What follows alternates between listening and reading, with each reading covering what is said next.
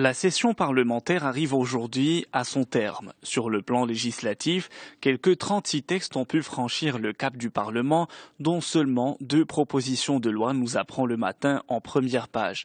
Ainsi, l'initiative parlementaire demeure toujours le talon d'Achille de l'institution législative, malgré les multiples promesses faites par le gouvernement, écrit le quotidien. Pour rectifier le tir, les députés ont affiché au cours des dernières semaines un engouement palpable pour la programmation des propositions de loi. Le matin s'attend, au cours des prochaines sessions parlementaires, à une forte montée des textes émanant des parlementaires. Le coût de communication toujours en baisse au Maroc. Ce constat est fait par l'ANRT Liton dans Aujourd'hui le Maroc. Pour le mobile, les prix se sont situés autour de 0,32 dirhams hors taxe par minute, soit un repli de 22% par rapport à 2013. Concernant l'évolution du nombre des abonnés, le parc mobile a cru de 4%, comptant au total plus de 44 millions d'abonnés, soit un taux de pénétration de 133%. La facture moyenne par client Internet en 2014 a connu une baisse de 36%. Le tarif s'est établi à 23 dirhams hors taxe par mois contre 36 dirhams une année auparavant.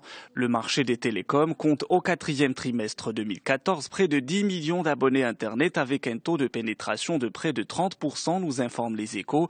Pour sa part, le parc fixe s'est établi à 2,5 millions d'abonnés. Toujours dans les Échos, on apprend que le dialogue social reprend aujourd'hui avec un ordre du jour dicté par les syndicats, estime le quotidien. Réforme des retraites, augmentation des pensions, amélioration des revenus, des salaires et des indemnités, mise en œuvre des termes de l'accord du 26 avril 2011, protection des libertés syndicales, les centrales sont déterminées à faire passer leurs revendications. En Algérie, les anti-gaz de schiste restent mobilisés, lit-on dans Tout sur l'Algérie.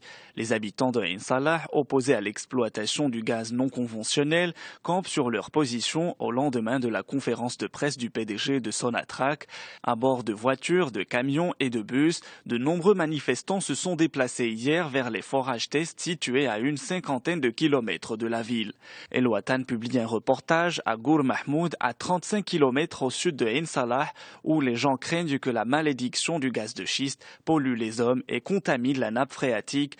Dans l'hôpital de la ville, les médecins observent les effets des explosions atomiques et des expérimentations liées à l'extraction du gaz de schiste.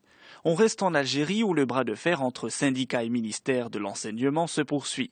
500 heures de dialogue et ce n'est pas fini, titre l'Expression. Les enseignants organisent une grève à partir du 11 de ce mois de février.